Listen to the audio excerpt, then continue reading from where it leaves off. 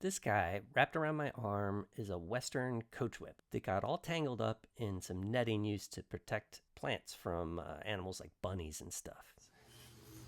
He's really caught in there. Oh my god, look at this. This guy is squeezing so hard. We cut the majority of the netting away at the house that I rescued this guy from, and I decided to bring it home where I had some sharper tools to delicately clip away the rest of the netting that was tied around its face.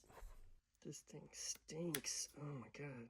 One of the defensive strategies non-venomous snakes like this Western coachwhip use to protect themselves is to essentially poop out a really foul-smelling musk when they're distressed. And this one had been pretty distressed. I have to give props to the homeowner who didn't really want this, rather large snake cruising around his backyard, but also didn't want to relocate it and also wasn't, afraid of it. So he threw a little bit of water at it to encourage it on its way. And unfortunately, that's when the snake took off and managed to find its way right into that netting. And of course, once it got into the netting, it started spinning and doing all sorts of things to try and get out, which ended up just tangling it worse. But thankfully, the homeowner witnessed all this and didn't want the snake to suffer or get hurt any worse, so reached out for help pretty quickly. This thing is like completely tied around my arm. Pretty snake. It's just so awesome when people resist the urge to kill these otherwise beneficial animals because they're snakes and there's stigma around snakes, and instead, try and coexist with them.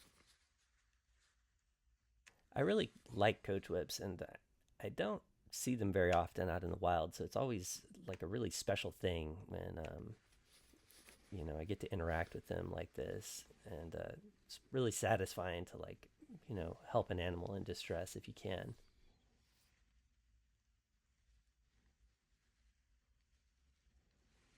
Hang in there, guy.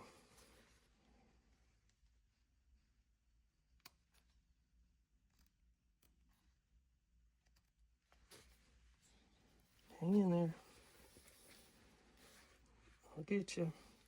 Don't worry. It took another 5 minutes of carefully clipping away the little pieces of netting, and I finally got to this last little bit. And, the question is, once I get it free, is it just going to bite me or what? There you go. Now you're going to bite me, huh? There you go. You feel better? Yeah, look at you. Poor guy. That must have hurt, huh? You okay?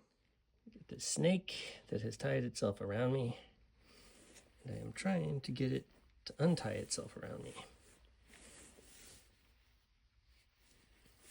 This is a coachwhip.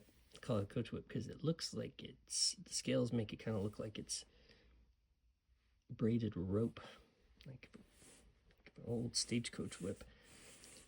But this dude or dudette or whatever has tied itself around me and is constricting like crazy. It doesn't hurt or anything, but I would actually prefer it to just kind of go into this bag and relax, because it was just stuck in this netting. So I spent another 5 minutes trying to encourage this thing to just go into the pillowcase and untie itself, but it wouldn't. So I ended up just kind of giving up.